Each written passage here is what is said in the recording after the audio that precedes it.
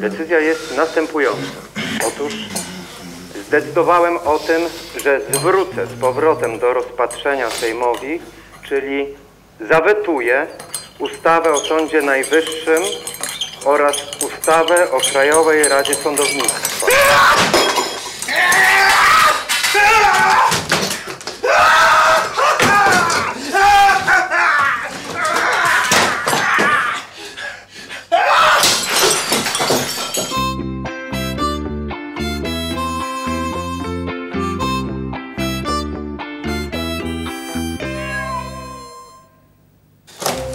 No to... nie ma go? Nie ma. Dlaczego pani płacze? Bo jak był, to człowiek nie zwracał na niego uwagi. A jak nie ma, to go brakuje. Tak smutno. Nie ma do kogo gęby otworzyć. A jak był, to też pani z nim tak ciągle znowu gadała, tak? Ale zawsze wiedziałam, że w każdej chwili mogę. Jakoś tak nie trzeba specjalnie gadać. Wystarczy, że ktoś oddycha obok. Od razu tak raźniej jakoś. A pan go własną piersią utuczył. Niech będą te piersi pochwalone. A on na koniec pana w tego cyska ugryzł. A takie ślady zostają. Zwłaszcza jak ktoś jest tak pamiętliwy jak pan. Po pierwsze, nie jestem pamiętliwy. Po drugie, już mi to raz kiedyś mówiłeś. Dokładnie rok temu w tym gabinecie 15 września o 15:10. Jak się chcą panu te robaki rozpełznąć. Ten szczyl taki najmłodszy w klubie wyszedł na mównicę, tak jakby nigdy nic w biały dzień napyskował. Ten gołąbek pokoju. O, z Krakowa. Tylko patrzy, jakby tu panu kozła fiknąć. Obserwuję go. Póki co smaruje mi kanapki masłem, ale kiedyś tym nożem się na mnie zamachnie.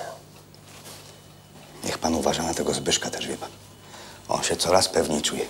Kiedyś taki grzeczniutki, tak szedł, tak drobił, tak nóżka za nóżką, nóżka za nóżką, nóżka za... A teraz tak szeroko na bok nogi stawia, jak on ważny jest, jaki generał.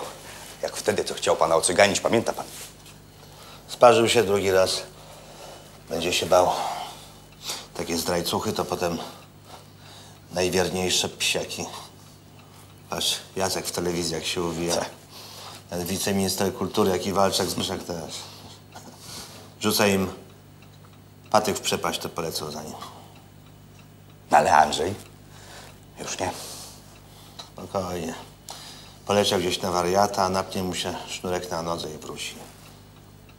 A jak nie wróci? Musi wrócić! Musi wrócić! Gdzie ma pójść? Dokąd? Z kim? Gdzie? Przenosuje pod gołym niebem, przegłoduje się, przemarznie i wróci. Oni chcieliby go przepiąć z naszego sznurka na ich łańcuch światła.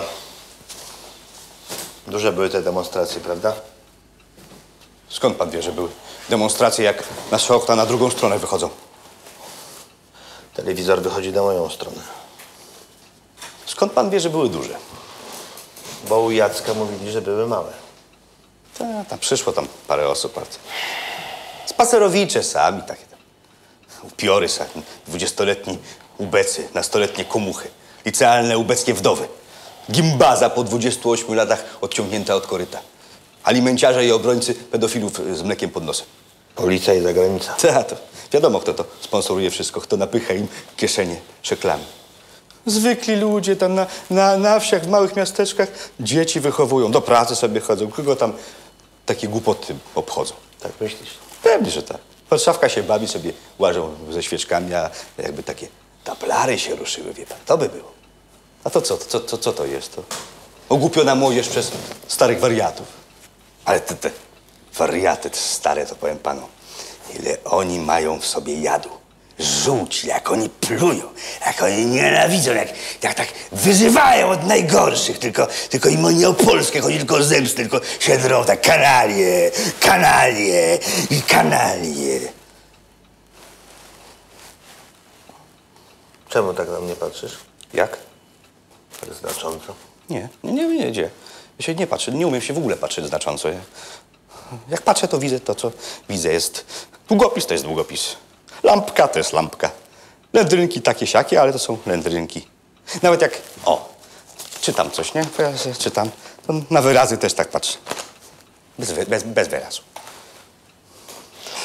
Może mi się wydawało. Na pewno, na pewno. Wie pan, że na tym marszu to siostra rodzona naszej Krystyny była. No i co z tego? Nic, tak tylko mówię, żeby pan wiedział. Była.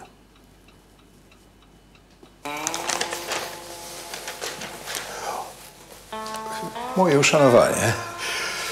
Ojej, pan Jarosław. 100 lat pana u nas nie było. Dobry znak. Ze znaku to mnie właśnie wywalili. W Super Expressie będzie pan pisał. Nawet lepiej. Nie było mnie tu 100 lat, ale jak widzę, nic się nie zmieniło. Oj, wie pan jak to jest, jak stary kawaler gospodarzy. Długopis mu źle odłożył, szklankę inaczej odstawią, to tak chodzi ze złości, tak się trzęsie. Wszystko musi mieć swoje miejsce co do centymetra i koniec. Przykro to powiedzieć, ale tak się z ludźmi robi na stare lata. Boże, nas też to czeka. Każdy traci rozum na swój sposób. Nie sposób się z tym nie zgodzić. A pan to widziałam, głosował za zmianami w tym całym sądzie, prawda? Tak, ale nie wiem, czy pani widziała. Wcale się nie cieszyłem. Ale pan głosował. Ale się nie cieszyłem. No ale pan głosował. Ale się nie cieszyłem. A ustawa to przechodzi większością tych, co się nie cieszą, czy tych, co głosują? Byłem za tą ustawą, a potem poparłem weto przeciwko tej ustawie. A to nie jest bez sensu? Pozornie jest. Ale dobra zmiana wymaga pewnej elastyczności. A co panu jest? Nic takiego. Kręgosłup.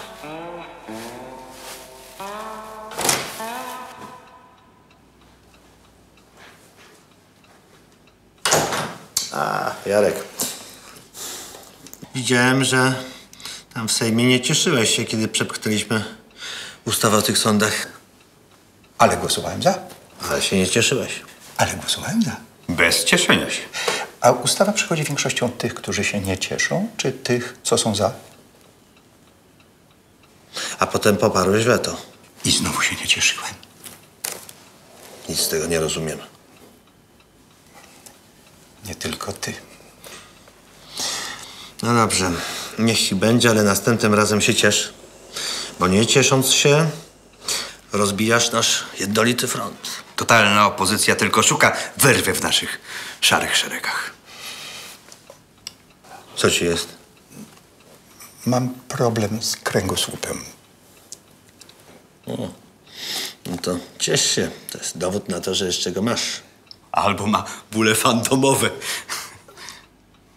Jest coś takiego. Jaką masz do mnie sprawę? Mam kilka. No więc... No słucham. Chodzi o to, że... No śmiało. Przecież się nie ugryzę. Jak tego żubra w dupę. A no właśnie. Bo ja właśnie na to chciałem ci zwrócić uwagę. Na co? Na pewno brutalizacja języka, która wynika z brutalizacji polityki. I to niestety ciebie o to obwiniam. Co on pieprzy? No, Poczekaj. Niech w sobie tego nie dusi. Niech powie. Albo nie. Najpierw ja coś powiem. Oczywiście powiesz, że to oni zaczęli. Niech no nawet będzie, że oni. Dobrze, wobec tego mów ty. Wiesz, Jarek, nikt nie twierdzi, że sądy działają dobrze. Tworzą kasty, są opieszałe, leniwe, traktują ludzi protekcjonalnie. Nie mają moralnego mandatu. Ale żeby to wszystko zmieniać w tydzień, bo tak ci się uwidziało, no to też nie. Ileś tam ludzi wywalić, to jeszcze nie reforma. Tu chodzi o zmianę systemu. To wymaga dyskusji, namysłu, nawet porozmawiania z opozycją, z prezydentem, a nie tak, że huzia na juzia. Nie huzia na juzia, tylko suweren tak chce. Wybrał nasz program, który realizujemy mimo historycznego bycia pseudoelit. Naród tak chce! Nie rozumiesz tego? Tak nie można. Ta arogancja, ta buta. Platforma taka była. Naród tak chce, a Targowica protestuje. Totalna opozycja. Tylko, że jak jest totalna opozycja, to może jest i totalna władza.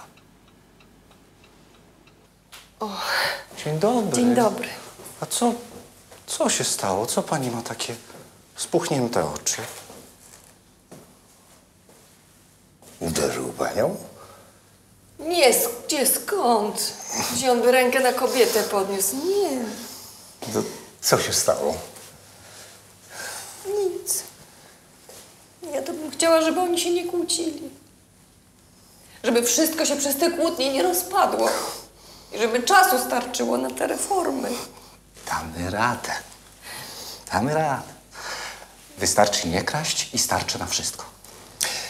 Proszę powiedzieć panu prezesowi, że przyszedł minister sprawiedliwości i pan prokurator. Dobrze, tylko za chwilę, bo gościa ma teraz. I jeszcze ta opozycja okropna. Jak oni nie dają rządzić? Jak przeszkadzają wszystko, żeby tylko gorzej było? A przecież prezes ewidentnie chce dobrze. Wyczuli krew! Szmondaki!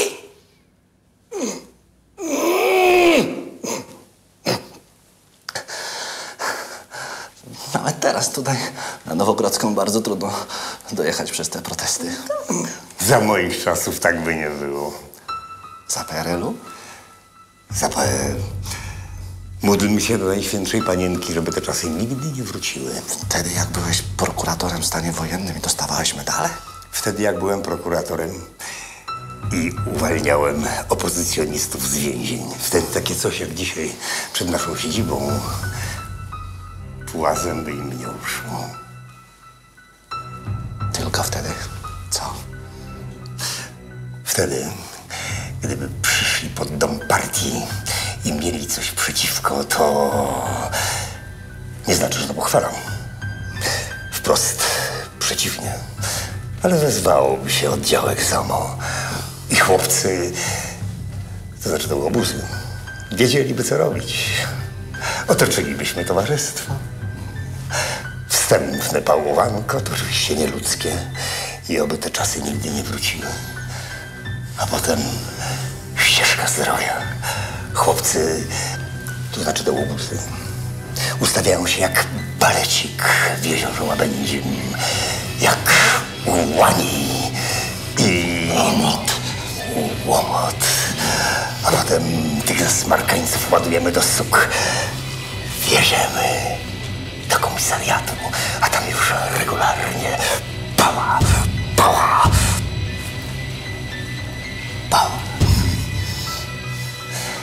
Na szczęście te czasy bezpowrotnie minęły. Na szczęście. Na szczęście. Na szczęście. No, ale jakby.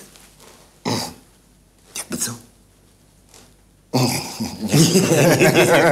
Oczywiście, że nie. No. Ale jakby kiedyś nie było wyjścia? Jakby bardzo chcieli. Bo by nie chcieli. Oby nie. Te zdradzieckie mordy, ten gorszy sort, ZOMO, złodzieje. Co się z tobą porobiło? Który prezes jest prawdziwy? Ten miły, starszy, uczesany pan z telewizji Trwam? Czy ten potargany szaleniec z mównicy sejmowej? A pan to w ogóle kto pan jest? Minister od czego pan jest? Przecież Od kultury to jest wicepremier Piotrek i on nie ma zastrzeżeń. Jestem premierem tego rządu i ministrem szkolnictwa wyższego. I uważam, że ten język jest niedopuszczalny. Czy ty nie widzisz, że ty w ten sposób podnosisz szlaban i te twoje eunuchy powtarzają to samo, co ty, a nawet bardziej? Gnidy, Alfonsi, koderaści, bo już im wolno. Pozwoliłeś. Nie ja wymyśliłem język pogardy. Nie mogę nie reagować. Kiedy Piłsudski... Piłsudski? A co mówił nasz papież? Żeby zmieniać prawo, trzeba przestrzegać prawa. Ty papieżom gęby nie wycieraj! Bo to był święty człowiek! I się dobrze zastanów, z kim tak naprawdę trzymasz smutnych głosowaczu za. Czy tego chcesz, czy nie? Czy oni tego chcą, czy nie? Czy na ulicy? Ja ich wszystkich żelazną ręką zaprowadzę do szczęścia! Co tam się dzieje? Kto tam jest? Na kogo pan tak krzyczy? Na Jarka. Znaczy pana Jarka. Jarka, pana Jarka? Na samego siebie? na to trochę liczyłem. Znaczy, tego się obawiałem, że nam pan prezes troszkę zwariował. Nie, a tego ministra Jarosława. Tego.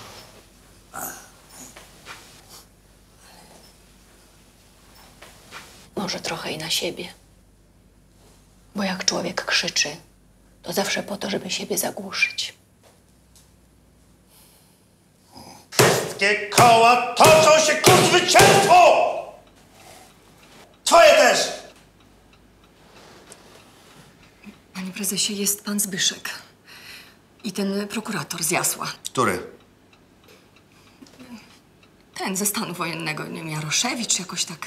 Niech chwilę poczekają. My tutaj z panem Jarosławem powoli kończymy. Tak jest.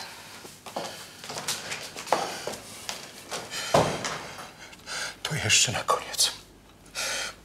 Ja rozumiem, że w sądach, w Trybunale Konstytucyjnym potrzebne są zmiany. Ale dlaczego ich twarzą ma być ten PRL-owski prokurator? Wiesz dlaczego? Bo pokonać wroga to pół drogi. Upokorzyć go to zwycięstwo.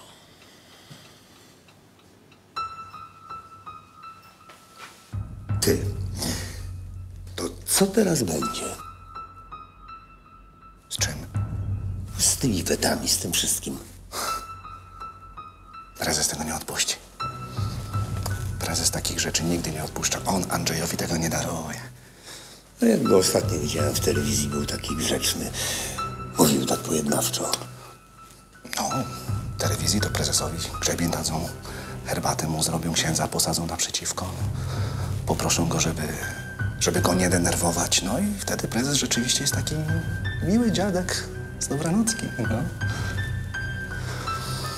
Ale jak tylko wyłączą kamery, jak prezes wróci do domu, jak już nie ma tego księdza obok, jak się tak rozczuchra, to taki diabeł w niego wstępuje, że normalnie wszędzie smołą czuć, a jego kot to robi takie... Widziałem. Czyli co będzie z Andrzejem? Czyli Andrzej będzie miał twoją ścieżkę zdrowia. I nawet jak ją przejdzie, to się nie wyprostuje. Nawet mi go trochę żal. Nie żałuj, nie żałuj. Widziały gały, co brały. Sam się na te narty zapisywał. Wychowanek mój, zdrajca Judasz Brutus. Wiesz co? Rozdepczemy jego i te jego larwy.